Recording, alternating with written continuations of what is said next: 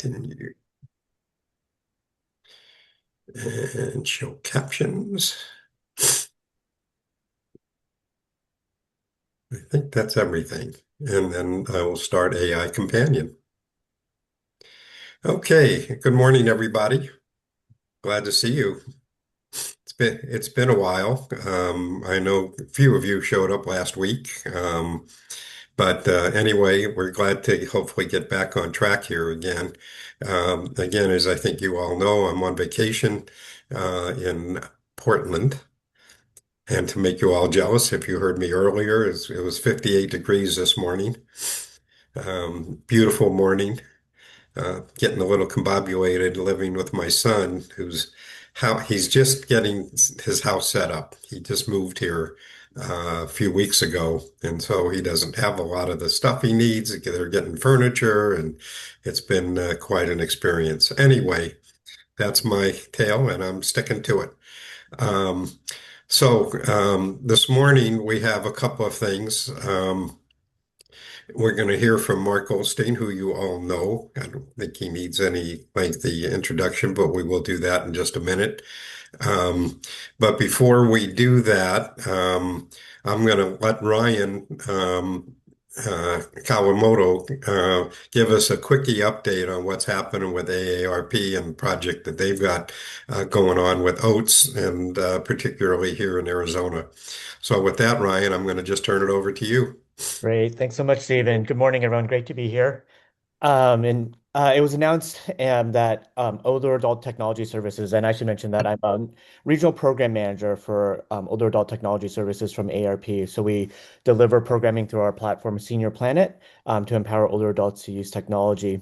And it was recently announced that the Fiber Broadband Association and OATS have launched a new nationwide initiative to expand fiber access and digital skills for older Americans. And so I'm reading because I just got these talking points from our staff. But through this collaboration, the Fiber Broadband Association member operators can help connect senior centers, community centers, and libraries to fiber broadband while making trusted technology education programs available at those locations to older adults in the communities they serve. So this is combining infrastructure investment with education engagement, and this effort addresses both access and adoption. So members interested in learning more about participation opportunities and how to increase their take rates through this program are encouraged to connect with the OATS team, and I can share an email address if you're interested to contact us to explore how the program could support local impact goals. And of course, you can also contact me and I can direct you to the correct staff. A couple things to note, the increased take rate, what that actually means, it's a take rate is related to a fiber provider's pass rate, i.e. when they pass a home installing their fiber, it's the amount of homes who subscribe versus who are serviced by an ISP. Community Impact Program is targeted towards older adults. There's an adoption program that can help support new older adults get connected to the internet and then help increase customer satisfaction and renewal rates by giving them resources to support them using their technology and expanding their use cases for technology at home.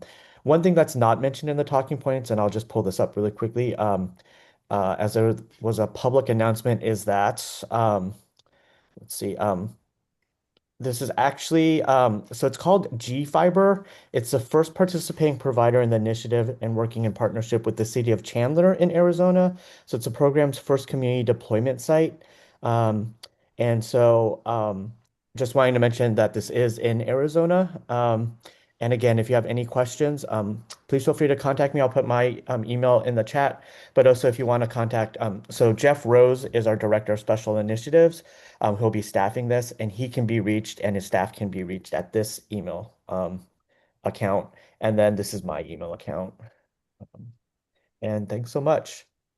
Yeah, it's What to pretty move cool forward. that Arizona is first site here to kick off that project. Yeah, very exciting. And I have to be honest in saying I don't know how the selection process was done in terms of location, but yeah, I think that's wonderful and really exciting. I know you did it, Ryan. That's not in the talking points, but I'll take it. I appreciate that. Oh, Well, Great. Ryan, we appreciate that you've been here pretty regularly. I know you've been on the road traveling as well as are a bunch of other people who are here today. So anyway, thanks Ryan for the quick update, and we'll look forward to when Jeff's available to come and introduce himself and get acquainted with everybody. Great. Thanks so much, Steve. You bet. Kirk Bush, are you there? Kirk, are you there? Hello? Well, I know you're there somewhere. Um, and Sharika, you want to introduce yourself real quickly? We don't see you very often, and you've got all kinds of cool things going on with young people. Good morning, Sharika Jackson, founder CEO of Future Stars Inc. Um, Currently in the process of preparing to retire from my job. I have 210 days left, so I'm in tons of meetings. So this time slot is always super busy. But as far as a nonprofit, a lot of you know we have our own space. And so one big announcement is we hired a full-time person. Yay! So they start July 1st. And the other exciting news is they're moving from Ohio to come work for Future Stars. So really excited about being able to get someone that has a passion to serve in STEM education. So yeah. So hopefully probably September timeframe, I'll get them on these calls until I retire. But thanks, And Steve. and so, Sharika, when you retire, are you retired? Because you've actually have had two jobs, if I'm not mistaken. Yeah, I'm just And retiring so, from the city and then I'll go full time into Future Stars. But I am going to take like a month off to sleep. good for you. Well, thank you, Sharika. It's always good to see you. And Thanks. you're doing such great stuff with young people. Thank you. Thank Um, you. so let's go ahead and get started this morning. And We have a presentation from a person who needs really no introduction. Mark Goldstein is here, and of course, you've all met Mark many times as the president of the International Research Center, but also as chair of the Arizona Telecommunications and Information Council for going on about 40 years now. And so, with that, I'm going to just turn it over to Mark. And Mark, it's all yours. Thank you, Steve. Not quite 40 years. I kind of date it back to 92 when I left my job at Medtronic, my last corporate job, and Alan Howell was heading G Speed and introduced me to Ted Craver. Yeah. And that was the start of my involvement in what Ted would call civic entrepreneurship, being involved in your community. So I gave a presentation almost a month ago to a interesting ASU conference called GETS. It's in its 13th year, or that was the 13th occasion for it. And GETS stands for Governing Emerging Technology and Society. So this is an ASU Law School perennial event that is interesting. I've gone 4 or 5 times, I think, presented a few times, and it involves ethicists and lawyers and technologists and all for about a day and a half of sessions and discussion. And I presented a update of a smart city presentation that I've been honing for a while with a bunch of new AI generated slides integrated to it to freshen it up. So that's what I'm going to run through fairly quickly this morning. It's dense. There's a lot of information, links, resources. I'm just going to highlight things, and it's already posted on the AZBSN ATIC site at the link I put in the chat and that Steve distributed. So you can get at least the PDF there. If you had a need for the PowerPoint, I'd be glad to share that offline. It's a bigger file than I can email, but I have ways of doing that if you're interested. I'm going to say one thing first about breaking news um, that would be of interest primarily to tribal communities, but let me put something in the chat for that before I go into my presentation. NTIA just yesterday announced round 3 of the Tribal Broadband Connectivity Program, funded at about $790 million. So this was originally a $3 billion program, $1 billion, and then two more in the Infrastructure Act. They rescinded some of the round 2 grants that seemed ready to be awarded, and there was about 540 million left. But interestingly, they've added 250 million that came from the Digital Equity Act funding, the $2.5 billion that accompanied the BEAD program. Now, that $2.5 billion was intended for both federal competitive grants and state competitive grants for digital equity and inclusion.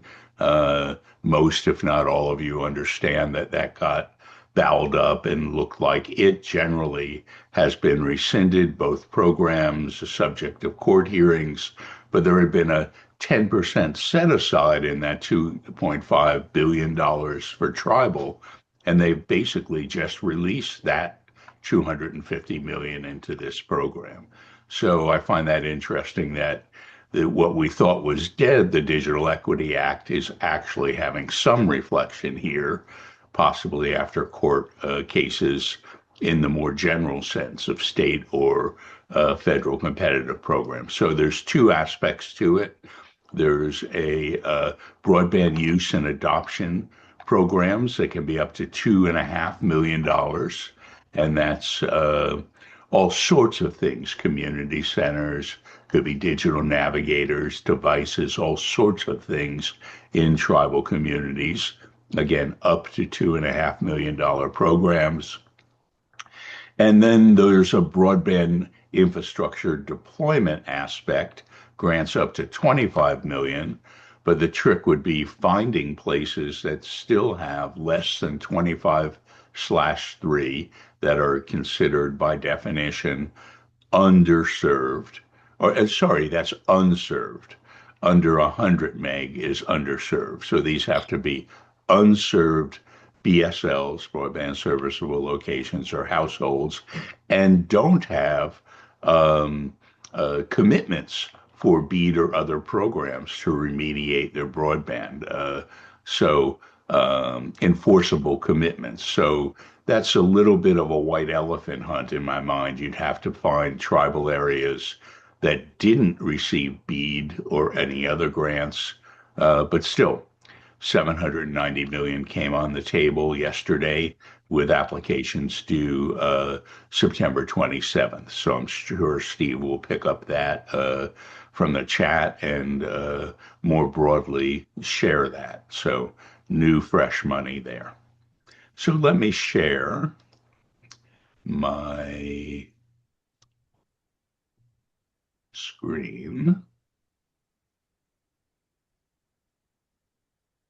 And I'll go to the PowerPoint version because I should be able to fill the screen with it. There we go. Everyone seeing that? Yeah, we got you. Yes. Great. So started with a definition of what's a smart city from NVIDIA, of all people. Typically a kind of municipal Internet of Things, a network of cameras, sensors, see, hear, smell. Sensors, especially video, generate massive amounts of data that can serve civic and personal purposes. Smart cities is kind of a movement. You'd see, for example, Lev Gonick from ASU, the CIO, is not only the board of a firm called US Ignite, a nonprofit, but hosts his own ASU Smart City conference.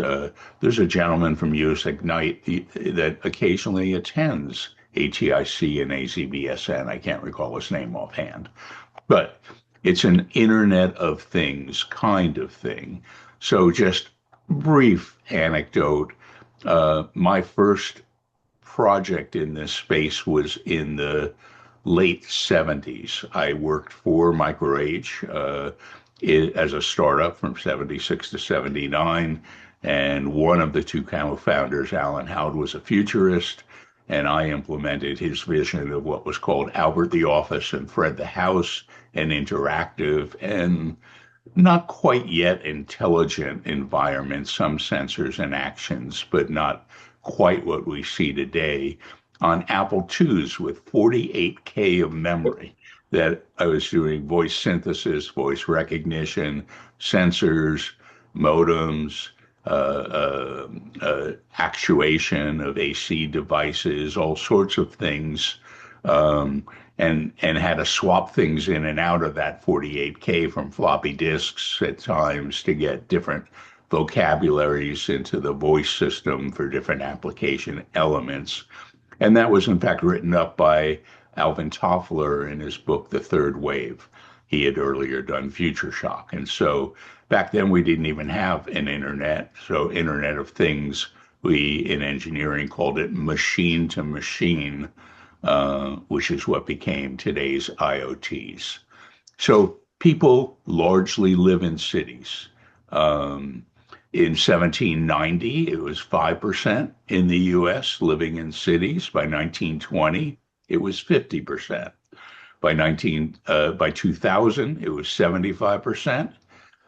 By 25, approximately now 83%, and it's projected by 2050, 89%, almost 90% of the US population will be non-rural, will be in municipalities. So definite trend there from moving from rural agriculture to and living to city living that continues.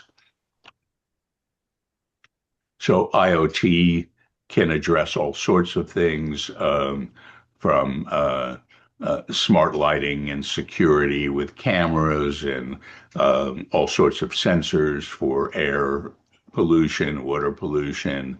Um, uh, Climate change to some extent can be at least measured, if not addressed. Heat zones and other things, all sorts of things in the outside public space. And then inside, smart buildings we'll talk about very briefly. In this presentation, I de-emphasized an IoT section, which at times I've spent hours alone on IoT looking in deep at the kinds of sensors and advancement in all these little segments that we'll take a look at in a minute. So you have on the left, you have devices, you have things, Internet of Things. You have to connect their data, wireless or in some cases wired. You have that data being collected in a cloud, sometimes inside the enterprise, more often outside. But certainly many cities have their own mini data centers and may back up in the cloud, but have their primary storage on site. Less perhaps today as cloud services are so prevalent. And then you got to analyze it and do stuff with it. So that analyzation and action can be automated. It can be triggering responses or informing people with alerts about certain activities, or it can be end user mediated for a variety of purposes, dashboards, or investigation, or answering questions about your environment. So we are definitely in an age of smart everything. Let's say many buildings and many people's lives don't accentuate the smart element. For others, it does, but certainly people are wearing their rings and watches for health data and doing all sorts of things that are feeding this data stream on a personal basis. Their houses are. I now have very smart thermostats and somewhat smart lighting and somewhat traditional but somewhat augmented security with some Ring stuff. My house probably has 60 or 70 things hanging on its Wi-Fi um, router because I have somewhere on the order of 25 yard lights, each of which is a Wi-Fi element with a sensor and solar power and batteries that turn on and off in groups when one in its group does. So I have about 15 lighting circuits on Wi-Fi, and so in total I'm probably at 50 or 60 devices, but I still don't consider my house necessarily a smart house. I don't manage it in some of the optimum ways that smart environments could be, but I'm getting there. So we see this distributed across not only personal spaces, but public spaces and buildings and private spaces. So just another view of a city at street level. Probably the most common smart city project is lighting upgrades, is the lighting poles. They traditionally have been halogen and consume a fair amount of energy. Going to LEDs, which is fully possible and in fact favored now, saves enough power to often pay for the upgrades to lighting poles that have a whole variety of sensors in them, air quality, motion, and cameras, and sometimes Wi-Fi or cellular repeaters, sometimes displays, sometimes they integrate electric vehicle charging, and all sorts of elements can be in those lighting poles or otherwise deployed across the cityscape. Here's an example of a lighting pole with, you know, 15 or 20 possible elements. These are basically designed on a modular basis, and a city looking to upgrade their lighting would order theirs with their own selection of capabilities and deploy them. Here's, again, I'm doing IoT very quickly, but to move to the smart buildings beyond houses that house offices, factories, warehouses, and so on, there's all sorts of things from the environmental control, the lighting, the security, the safety, the fire safety, and all that now are increasingly integrated.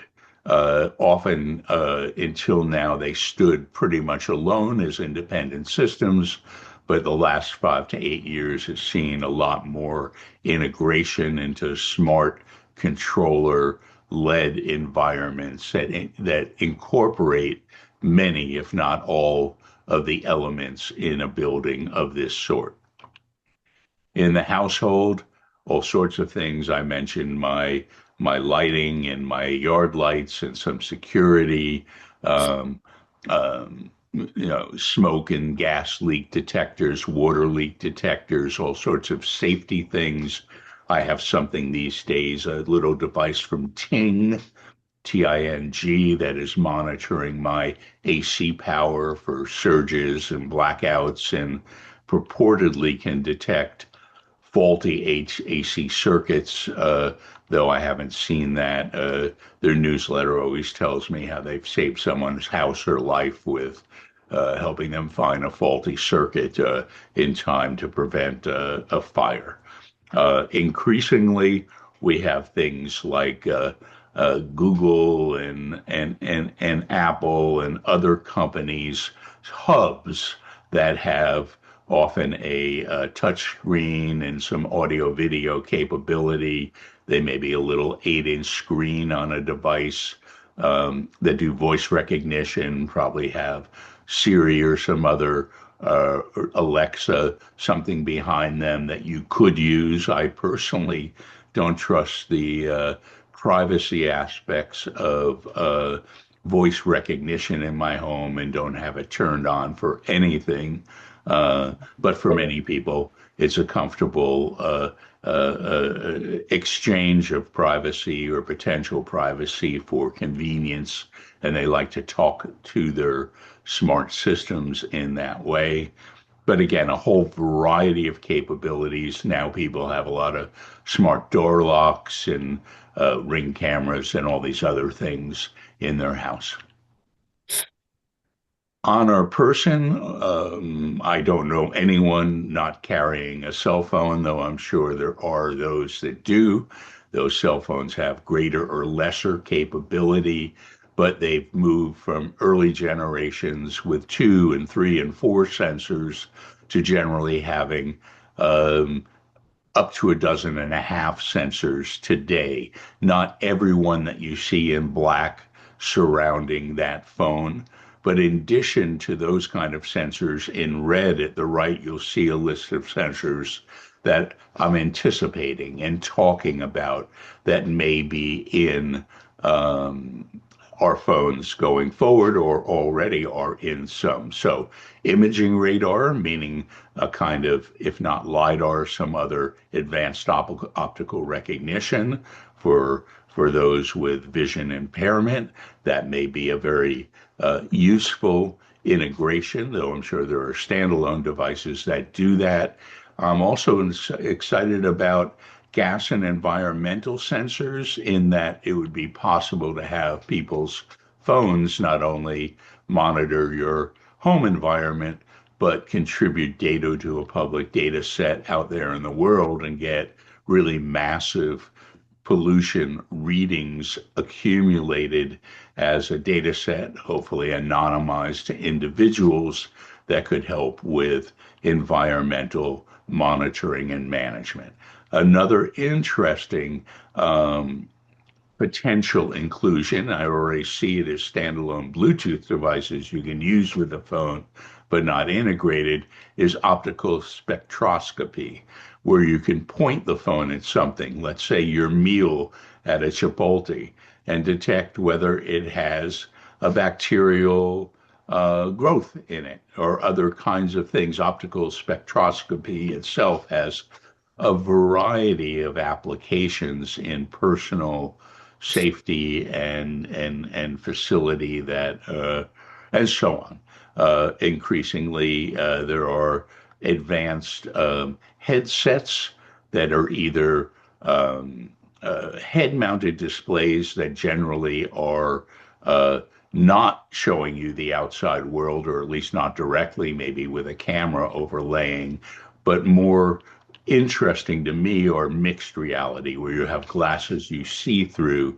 with augmented reality or mixed reality overlays of information on your worldview.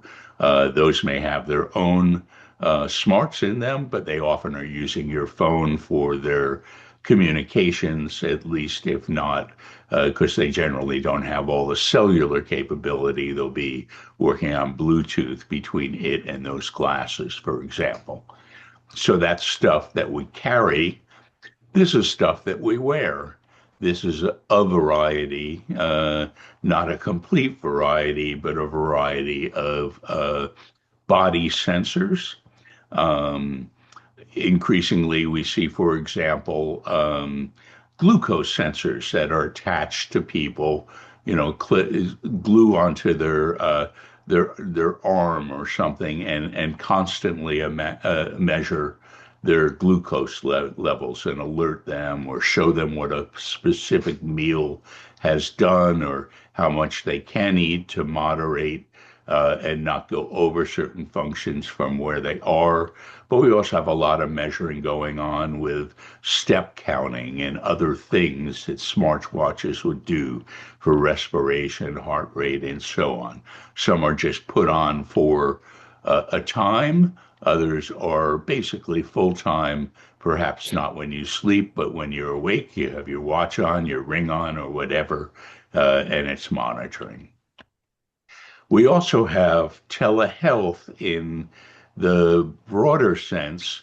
Both of these companies, interestingly, are local to the Phoenix area, Global Med and Life 365. And I know The libraries have, for example, at times had these kits that you can kind of see in the middle here that are designed for people with specific diseases, kidney disease, diabetes, arthritis, or whatever, a toolkit of measurement devices oriented around that will heart issues and so on that will capture information either in a controlled telehealth environment or just over time in their life and interact with their doctors and healthcare providers in ways that the patient allows there. And so, again, a great amount of data coming from our person, from our environment, all being generated. So, this is certainly an eye chart, but it's a nice sector view of how Internet of Things applies at the most inner level to um, IT in general, security and public safety, retail, transport and logistics, industrial, health and life science, consumer and home, energy and building and construction. So a nice topology of functionality there, then going out to applications and what the things are on the outer edge that actually may be attached in those environments. um, how those specifically play in a smart city environment. Again, here's a topology of the areas in which smart city devices and analysis and services will fall relative to the IoT that feed them in a smart city environment. And here's one of my newer um, AI driven graphics I did for this presentation. And it's all the telecommunications that you might use in a smart city. I've condensed my telecom to 4 slides that you're going to see here. This one is more general. Here are some of the wireless technologies, but underlying it, maybe fiber backhaul, certainly feeding all sorts of things. Matter is an interesting platform for mostly home control that devices would have a common interface so that they would be interoperable with the home controllers I talked about, Google or Apple or other home controller. If it's Matter capable, it can speak to devices from many manufacturers. Matter would use one of the other technologies for its communications, but these satellite and all sorts of wireless technologies, I won't cover them specifically, but things like NB-IoT and LoRa WAN, long-range WAN, are networks that even a city or an enterprise can deploy without using commercial services for an IoT environment that they control, or commercially, those things are sometimes deployed in cities. Bluetooth is ubiquitous, but generally only good to about 30 feet.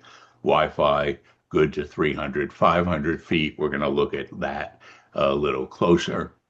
So I don't think we have Brian Daly on this call, our AT&T Vice President, that's really into the advanced wireless, helping drive this 6G generation. But here's a simple, relatively simple comparison. Mark, Yeah. just FYI, I believe Brian is on the call. Oh, okay. Good. Uh, his ears must Sorry. be burning then.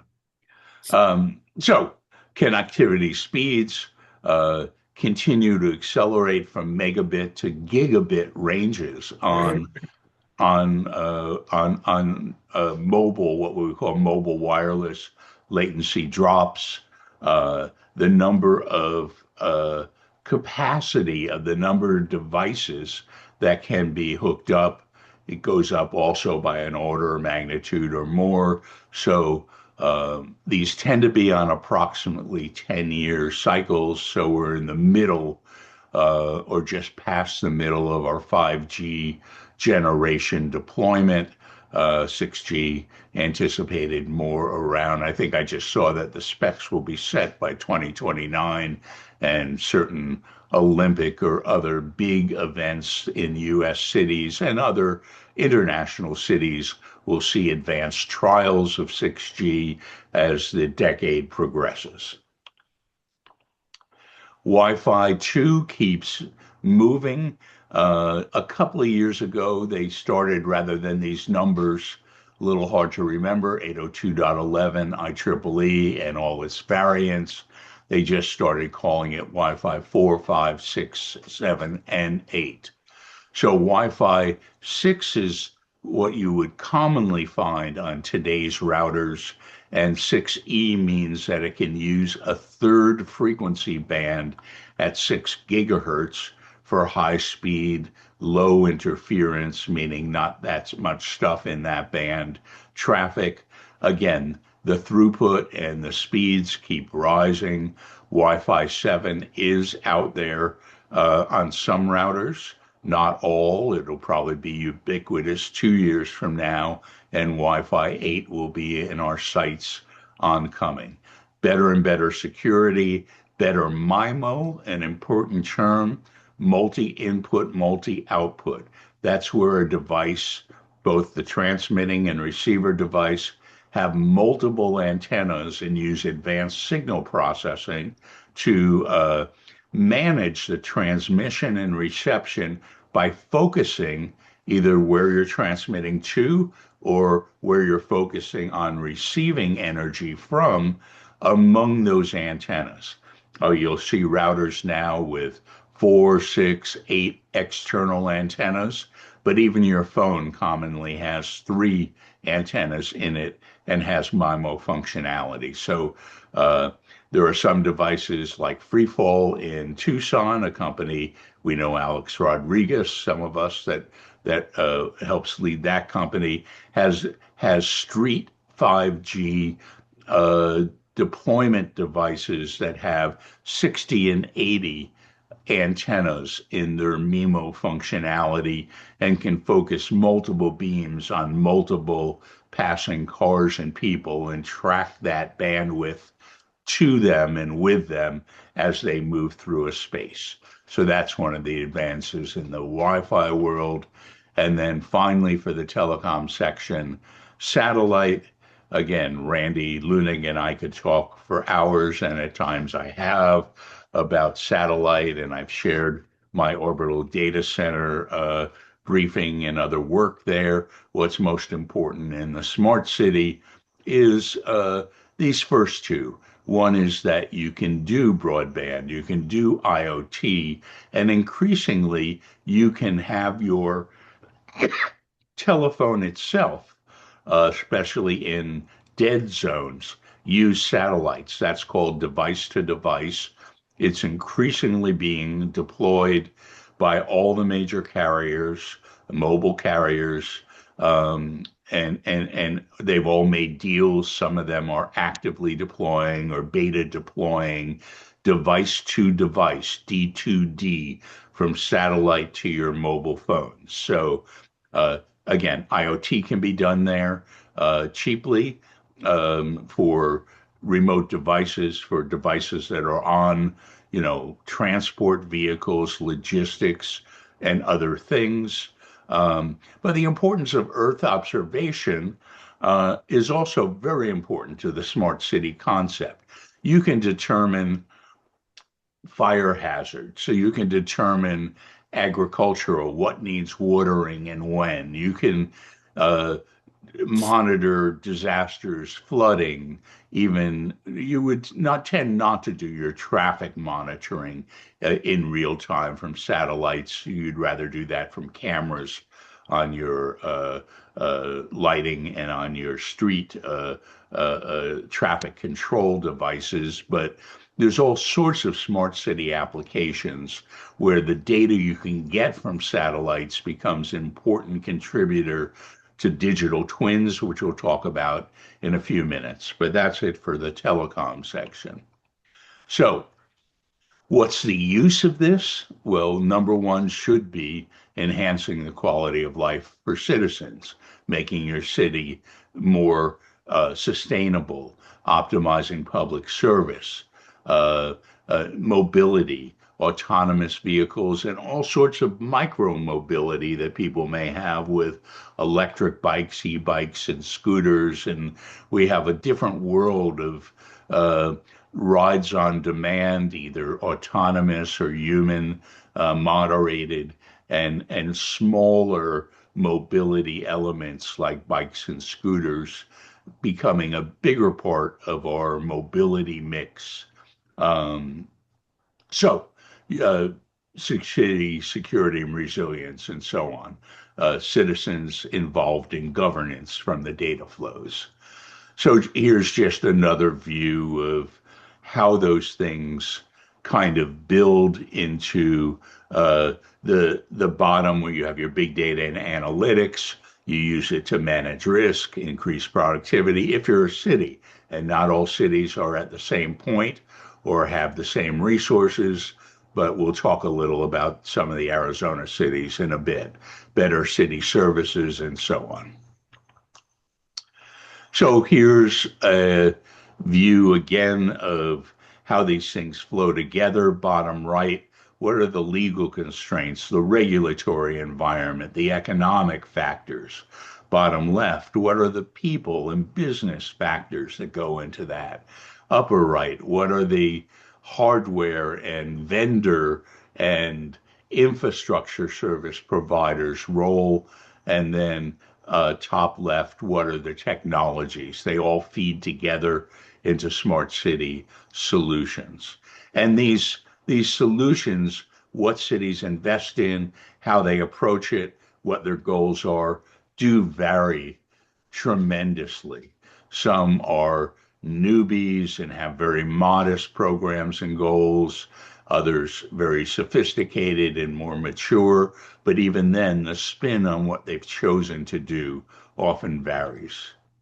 Again, a similar view showing that citywide, there's a lot of different functionality in the world of traffic, the internet of vehicles, in our personal lives, in industry, and so on. It does show drones here, a lot of data gathering now in agriculture, in news, and other things with drones beside their personal uh, fun to have functionality. They're often used for um, construction now and confirming that long distance wires and both telecom and power on their poles and towers are in good shape. They get to send drones down there. A lot of information can come from those as well. So here's a project of the Connective, a Phoenix area Smart Cities Coalition. We'll talk just a little more about, but I use this to introduce the concept of a digital twin. A digital twin is the most robust model you can make of your city, of its buildings, of its people and their patterns, of what's happening across that environment, the weather, the environmental, the water, and pollution and garbage truck deployments and this, that, and the other thing are all modeled in a very deep and sophisticated way, so you can ask what if questions or you can respond in emergency or disaster situations by modeling that response in the digital twin. So I would say its biggest use is the what if. What if Phoenix grows by 10% and the new housing is going in these areas? And, what do we need to do about streets or sewers or other municipal services? Those would be the kind of issues you might explore in a digital twin. So this is kind of a wrap of how, again, a new slide, of the hot areas currently, traffic management, digital twin, smart energy and grid, IoT sensor networks, connected mobility, your vehicles, whether they're autonomous or not. I guess people don't yet own autonomous vehicles, but service companies do. Climate resilience, public safety, and so on. This is a view of the 2026 primary thrusts and interest areas. This will be a little busy, but I do point you to the source in the bottom left. This is one of two annual surveys of cities, and here they've um, rated 158 cities around the world for their smart city ranking. And interestingly, the first US entry is Boston at 35. So we only have four US cities in the top 50 international cities that are ranked at that level in a smart city. And then below, you'll see another eight cities. So a dozen US cities are ranked. But um, we don't have the most deployment, the most sophisticated deployment necessarily here. You're seeing that in the European Union, the first five. Well, I guess London is not in the European Union after Brexit, but we're seeing Western Europe with those top five slots, and then moving to some other places like Dubai and Singapore and Abu Dhabi in the top 10, and so on. So again, an eye chart, but each of the 158 cities has this level of detail about the um, ranking elements and where those cities are, and some anecdotal information about those cities. Tucson is not a ranked city in this model, but Phoenix coming in at 108, down from 105 last year, is ranked by these criteria that they use to define your smart cityness. What are the priorities of the top five U.S. cities? Uh, they're not all the same. Smart traffic lights for four, citizen involvement for all five, smart transportation for four, not necessarily the same four, and so on. So these are where the top U.S. cities are focused. What do people really want and value? Free public Wi-Fi. Great. That's in our bailiwick here, and so on. Enhanced monitoring, smart street lighting, public safety. What areas do you think AI currently has an impact? People already in healthcare. Now, this is AI within somewhere within your life, not necessarily in the city outside, but within healthcare, you're doing telehealth, you're doing more monitoring and so on, environmental monitoring, electric services, public transportation, and so on. And where do you think it could have an impact? Pretty similar list, slightly higher percentages, but almost the same sequence, pretty much the same sequence. Uh, can it improve these, and basically surveying respondents nationwide? And what are the pain points where you currently live? I find that interesting. Safety or crime rates was the highest, only at 24%, as people's most significant, but still the highest. Traffic management, public transportation, healthcare, and so on. So there are issues, as I alluded to, in data privacy. The extensive gathering of information is at times anonymous, at times not. So, for example, there's a lot of discord right now about Flock, the company that primarily makes license plate readers, and whether that data is captured within a city or not, how long it's retained, how long it's used. A number of valley cities have discontinued the use of flock over privacy issues and public outcry over that data aggregation.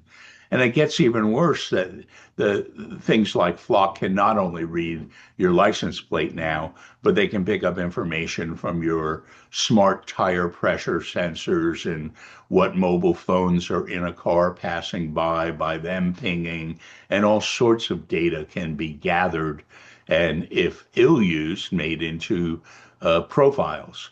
Those profiles could be abused by marketing. They could be abused by law enforcement who are phishing. They can be legitimately and often are used by law enforcement in the solving of crime.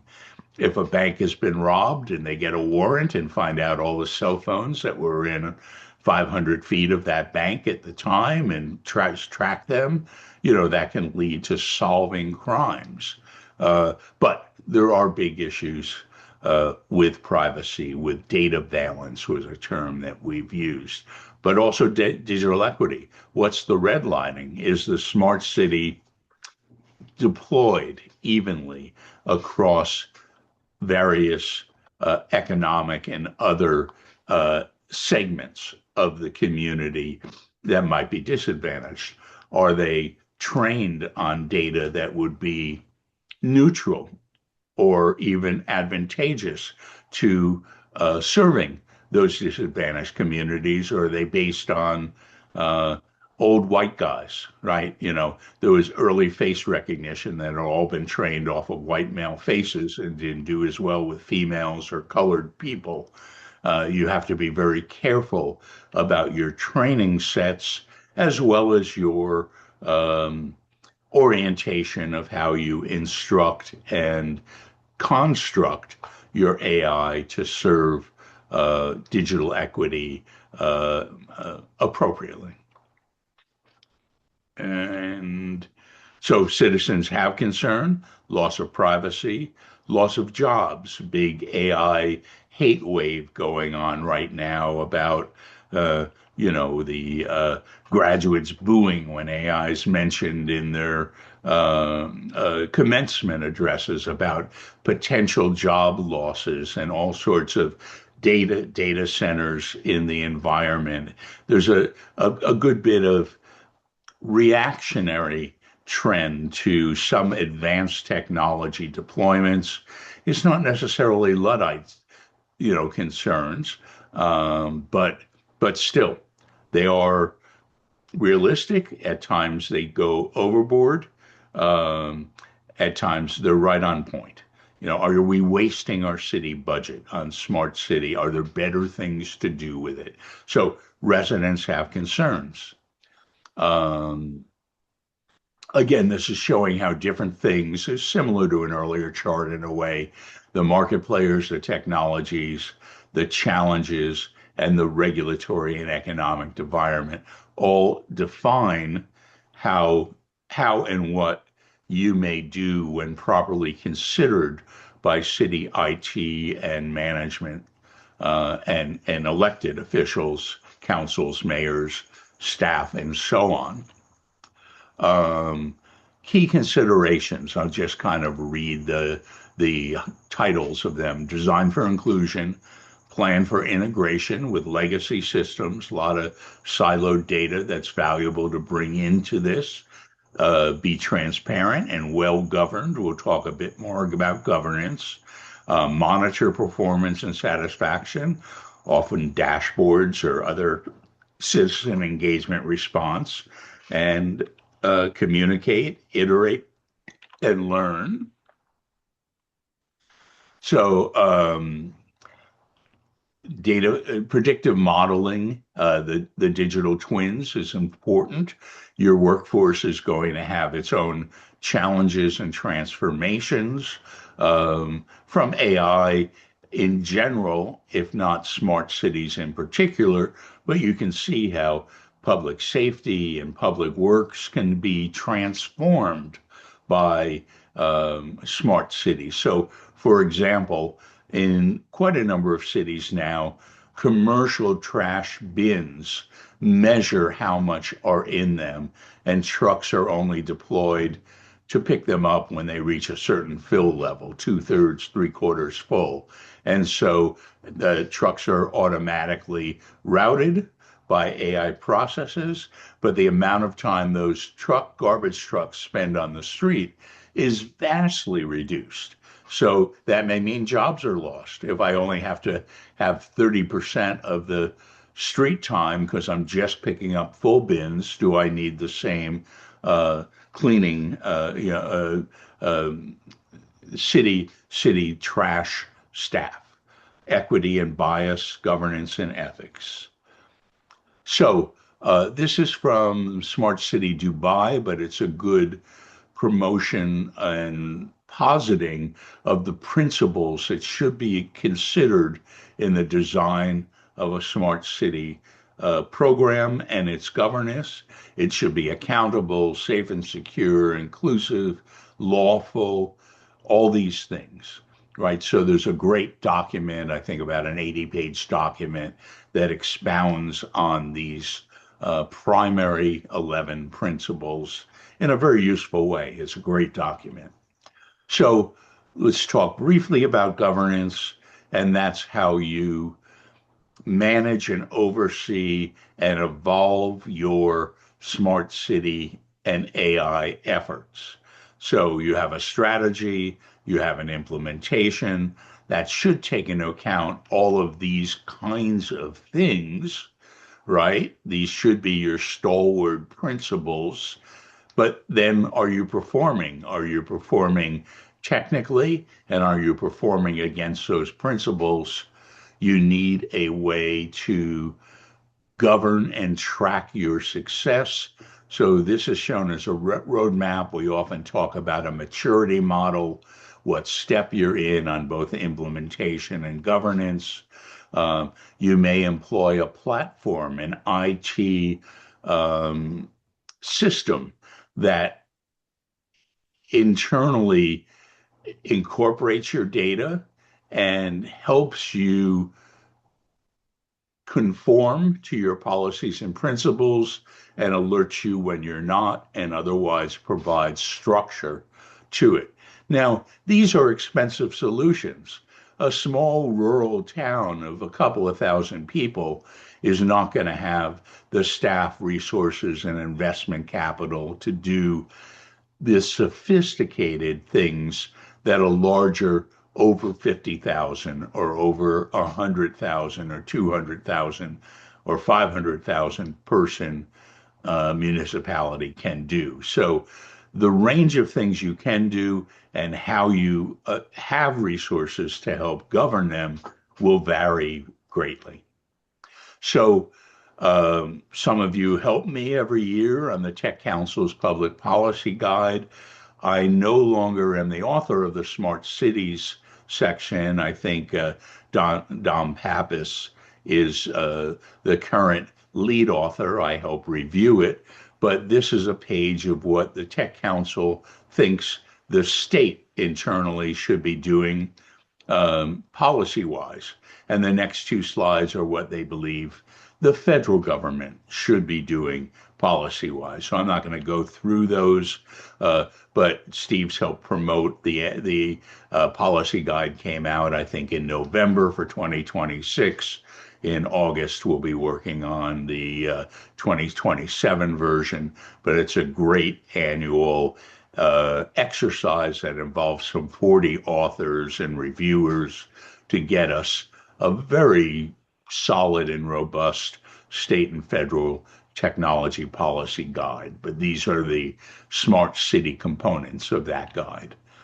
So in Arizona, what's happening? Well, there are things happening at the Commerce Authority, in particular, the Institute for Autonomous Mobility. We talked about mobility. This is not only about autonomous vehicles that enterprises like Waymo and Tesla and others may own and deploy, but that people will soon have available to them. It's also about personal flying vehicles, both autonomous and not, that are kind of, in some cases, look like bigger versions of drones with seating. Um, we often talk about what are called vertiports, that parking lots and places at airports would have landing zones for small personal 2 to 4 person helicopter type crafts. So you could go from South Phoenix, from a parking garage top, you would pull your car in, park, take a small transport to Cave Creek, and get a rental car or autonomous gig car there, do your business, fly back home. So um, the Commerce Authority has very advanced thinking and programming and industry engagement around both autonomous vehicles, where Arizona's been an absolute national, if not international, leader, and around the coming personal small air transport market. Um, Other importance in the top right is the connective that I mentioned. It's most of the cities in the valley in a collaborative environment. They try to have share their test results and trials. They try to have interoperability on some of the systems that they're deploying. So when I cross municipal boundaries, the traffic control, some of the vehicle interfaces and monitoring and so on are interoperable and seamless between municipal boundaries. They have the digital twin effort for Valley Cities that I mentioned earlier. In Phoenix, there is a PIMA, Association of Government Smart Region Group. And so those are two of the primary ones. The Tech Council has a Smart City and Digital Transformation uh, committee, one of their 15 or so committees. Kirk and I, maybe others of you are active with that committee. They had their annual conference in April, but they meet every month or so. So there's a big battle between about 8 players in the AI market, fun to track.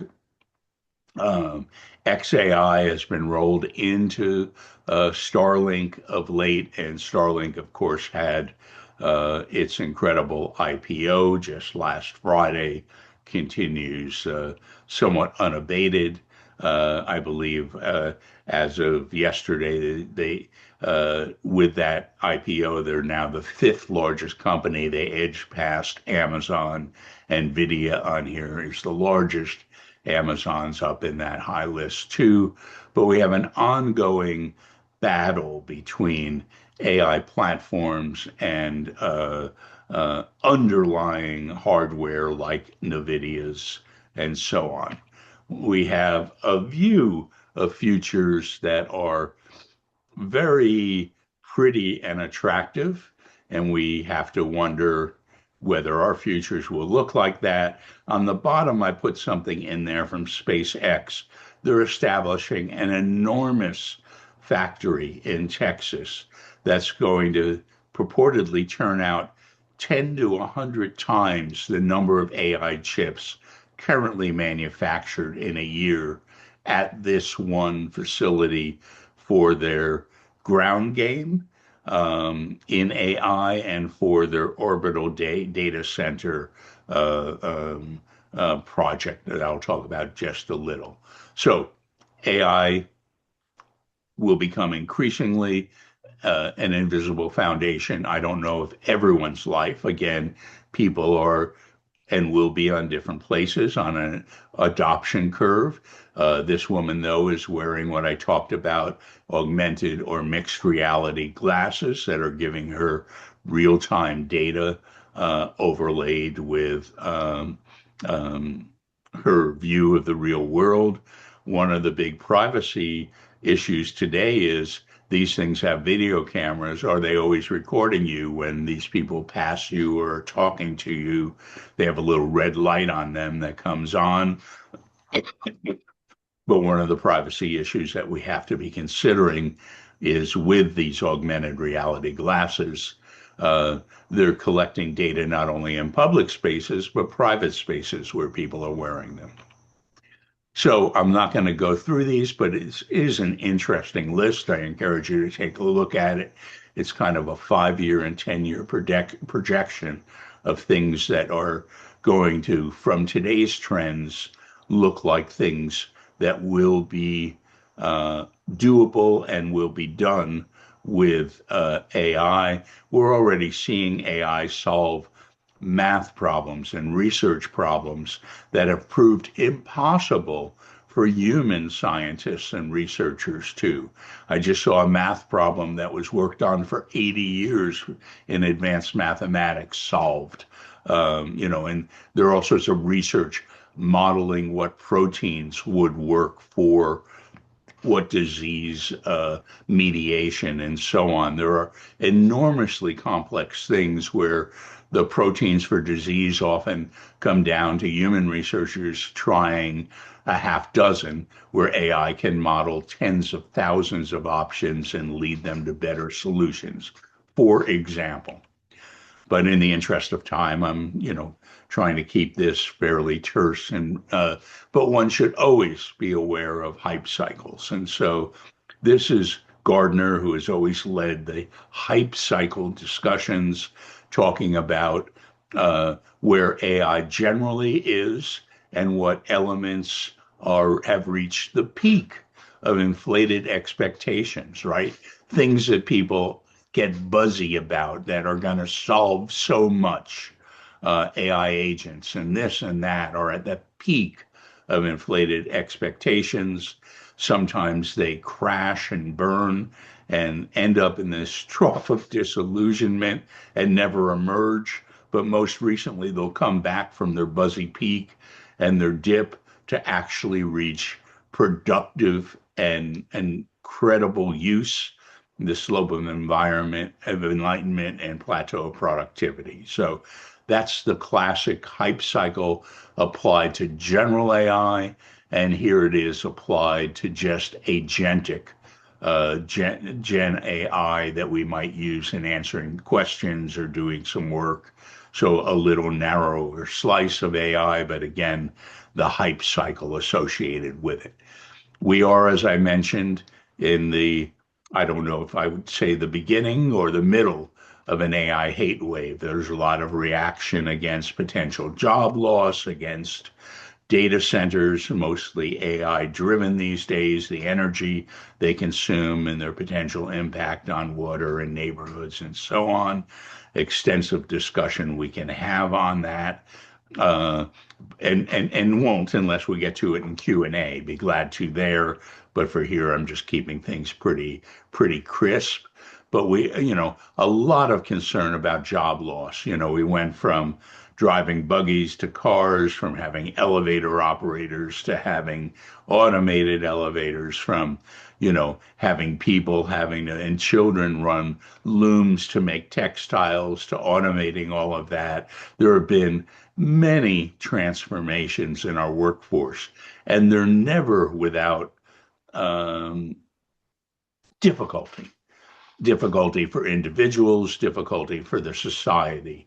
But we're at that point where AI uh, is able to, through robotics, approach and accomplish blue collar tasks, and through knowledge work, accomplish and displace white collar knowledge workers.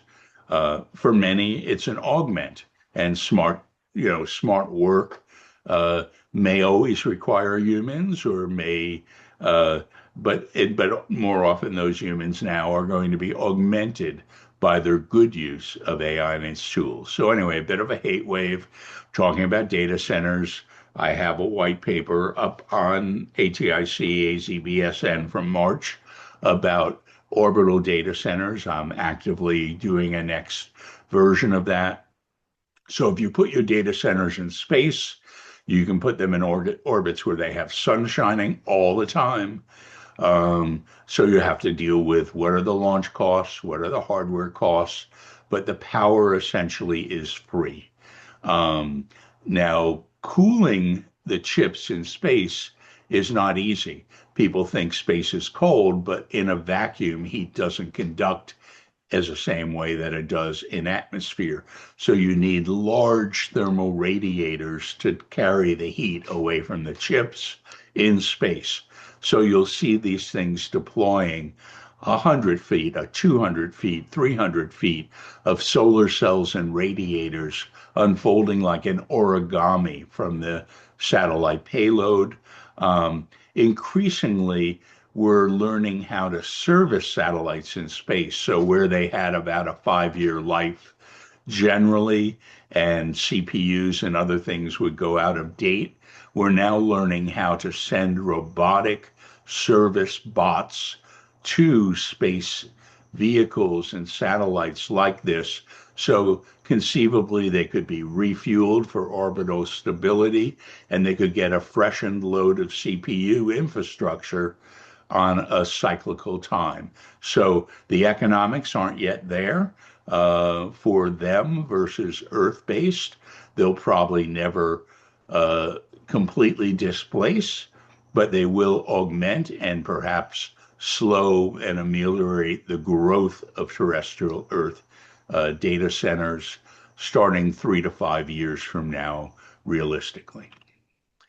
A lot of concern about the Terminator option, Skynet, and super intelligent malice in science fiction or other things.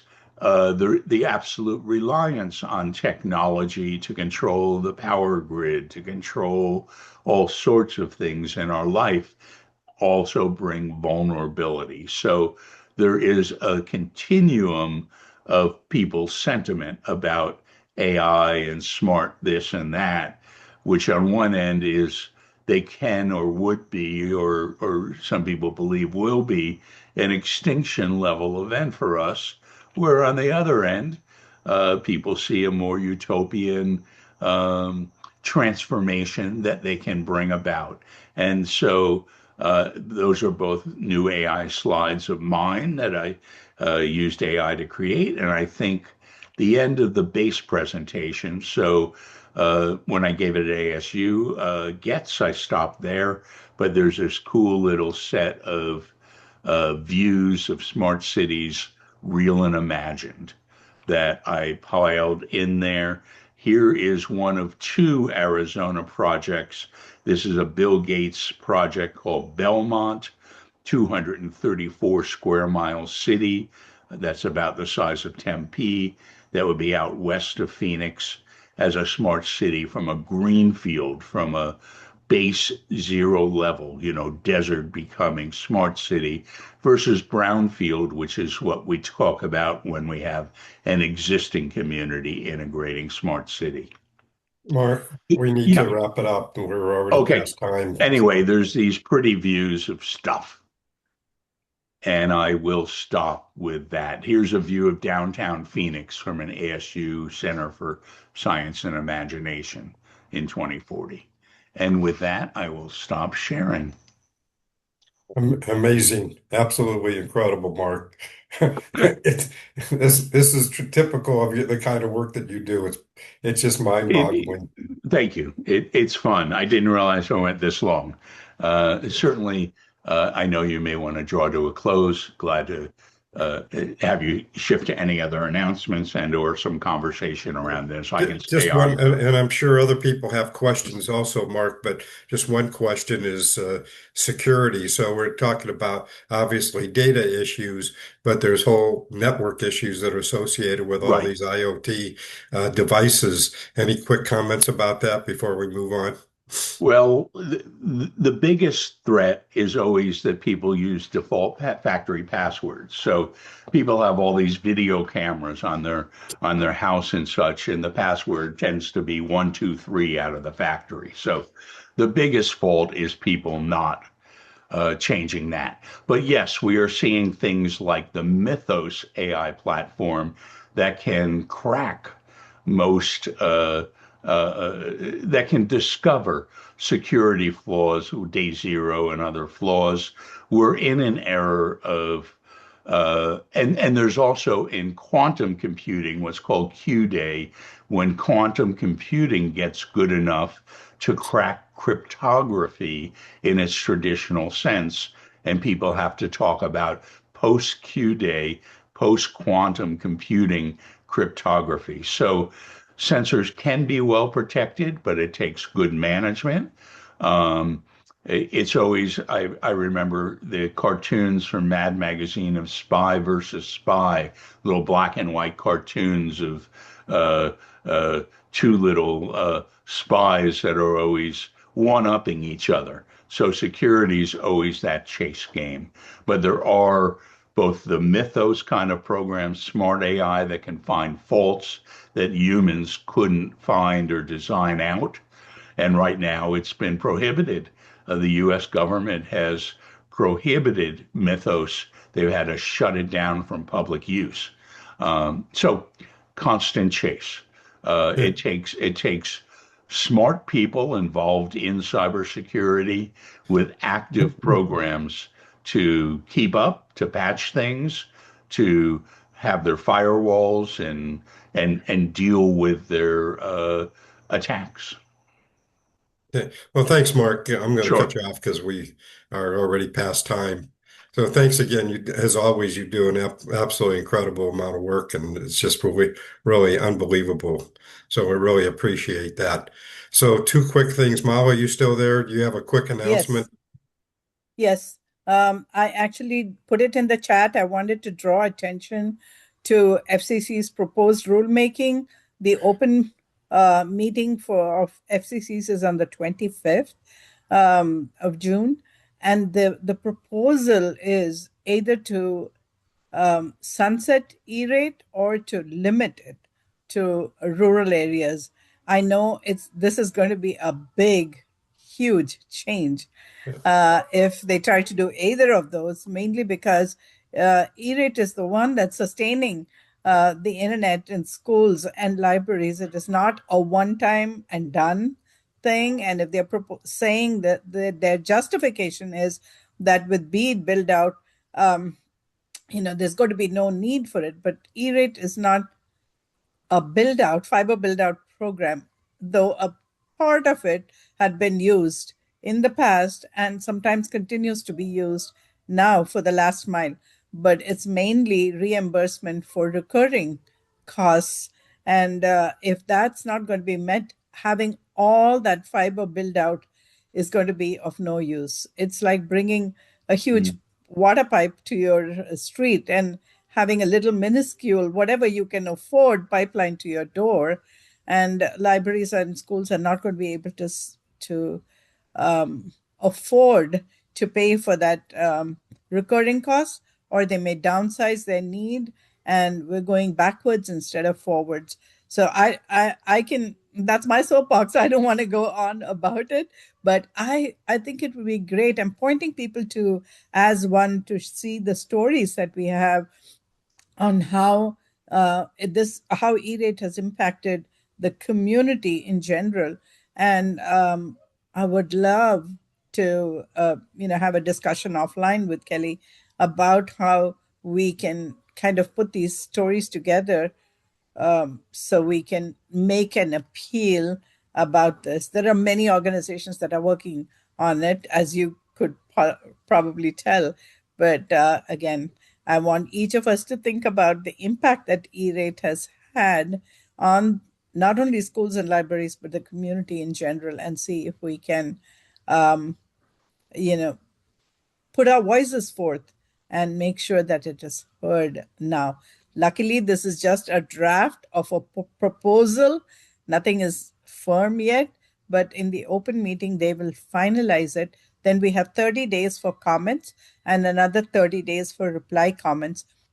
That itself is new because earlier we used to have about 120 days for comments and 90 days for reply comments.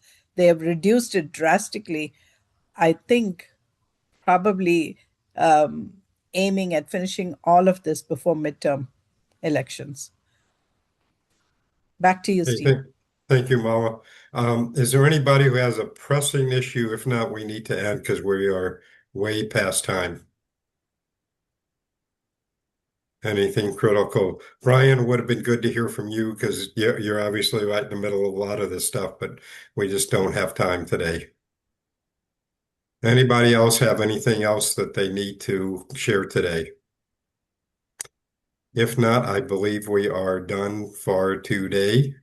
Thank you all. Good to see you. And we will see you in 2 weeks. No meeting next week. We'll see you in 2 weeks. Thank you all. Bye now.